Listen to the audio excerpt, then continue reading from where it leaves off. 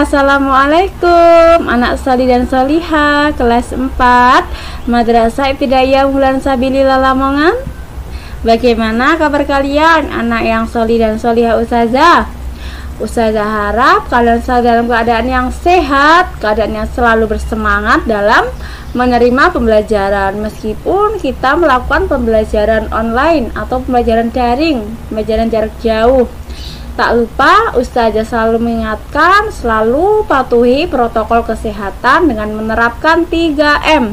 Yang pertama, dengan selalu memakai masker. Yang kedua, menghindari jarak dan menghindari kerumunan, menjaga jarak dan menghindari kerumunan.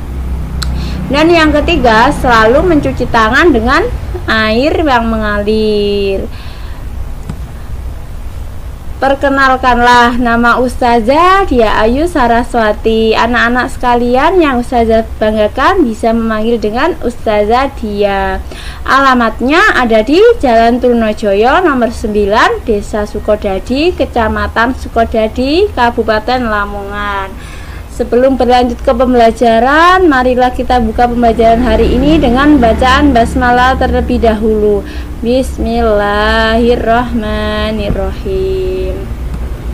Hari ini kita akan belajar ke pelajaran yang ke-9, yaitu beriman kepada Rasul dan Nabi Allah. Tahukah kalian, anak-anak yang sholih dan sholihah, bahwa beriman kepada Nabi dan Rasul Allah merupakan bagian rukun iman yang keberapa? Hayo. Beriman kepada Nabi dan Rasul Allah adalah bagian dari rukun iman yang keempat. Nah, sekarang apa sih Bu? Apa sih Ustazah maksud dari beriman kepada Nabi dan Rasul itu? Iman kepada Nabi dan Rasul berarti percaya dan meyakini bahwa Nabi dan Rasul merupakan utusan Allah.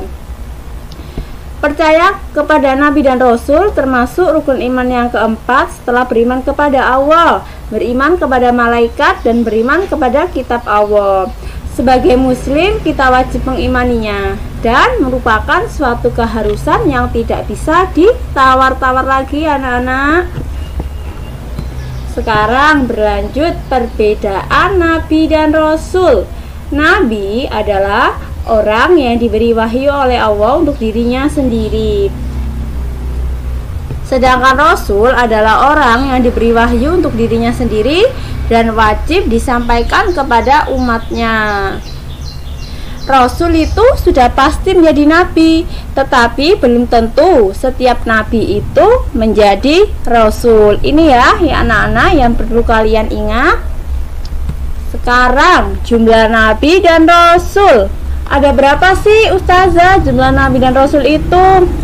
Dalam sebuah riwayat menyebutkan jumlah nabi itu ada 124.000 dan jumlah rasul itu ada 313 rasul. Namun dalam Al-Quran Allah hanya menyebutkan jumlah nabi dan rasul itu sebanyak 25 orang. 25 nabi dan rasul yang perlu kita ketahui, yang wajib kita ketahui itu ini ya. Ada Nabi Adam, ada Nabi Idris, ada Nabi Nuh, ada Nabi Hud, ada Nabi Soleh, ada Nabi Ibrahim, Nabi Lut, Nabi Ismail, Nabi Ishak, Nabi Yakub, Nabi Yusuf, Nabi Ayub, Nabi Su'aib, Nabi Musa, Nabi Harun, Nabi Zulkifli, Nabi Daud, Nabi Sulaiman, Nabi Ilyas, Nabi Ilyasa, Nabi Yunus, Nabi Zakaria, Nabi Yahya, Nabi Isa, dan yang terakhir Nabi Muhammad SAW. Sekarang tugas Nabi dan Rasul. Nabi dan Rasul secara umum mempunyai tugas yang sama. Di antaranya 1. Menyeru kepada manusia untuk beriman kepada Allah Subhanahu wa Ta'ala. Yang kedua, menyeru manusia agar beriman kepada hari akhir dan balasan terhadap amal-amal yang ada di dunia.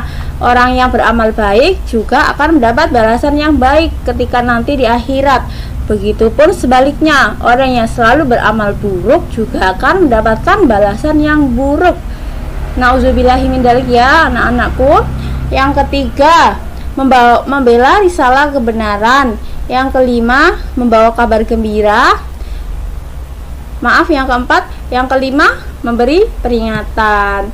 Secara khusus, tugas Nabi dan Rasul adalah sebagai berikut. Yang pertama, menjelaskan ketauhidan bahwa Allah itu Esa. Yang kedua, menjelaskan cara beribadah kepada Allah Subhanahu wa Ta'ala. Yang ketiga, memberikan aturan hidup di dunia. Yang keempat, menyampaikan adanya berita gaib, misalnya malaikat, jin, atau setan.